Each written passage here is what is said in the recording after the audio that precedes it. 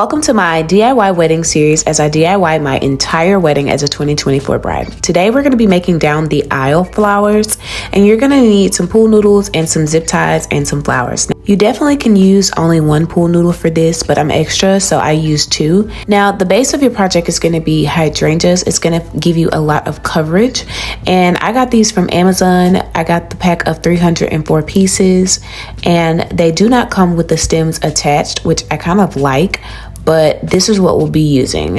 And I linked everything in my Amazon storefront. Now you can attach these however you like, but make sure you're fluffing them out and then going ahead and sticking a hydrangea to cover the two holes in the pool noodles. Even though I already started, I can just explain what I did.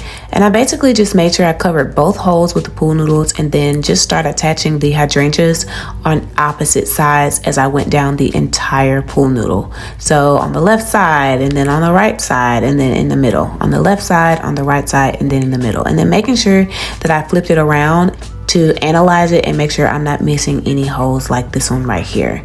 So any dead spaces, you want to fill it with a hydrangea before you add any more of your flowers. Now the key to full coverage is to make sure you're always fluffing all of your petals, all of your flowers out as much as you can to have full coverage. Also make sure you're looking at it at all angles to see if you can still see the pool noodle. Now we're going to go in with our accent flowers, and this is just our greenery, and these are the three pieces of greenery that I chose to use, which is baby's breath, some regular leaves, and some eucalyptus. And I'm spreading my baby's breath out as much as I can, obviously for full coverage, and this makes it look more natural as well. And for the leaves, I'm just making sure they're all turned the same way, the way that everybody's going to be looking or coming down the aisle. That's the way that I want my leaves to be facing, if that makes sense. Now it just comes down to placement, just making sure that you're placing everything in like a natural order, as if you were looking in a yard and all of these grew out of the pool noodle.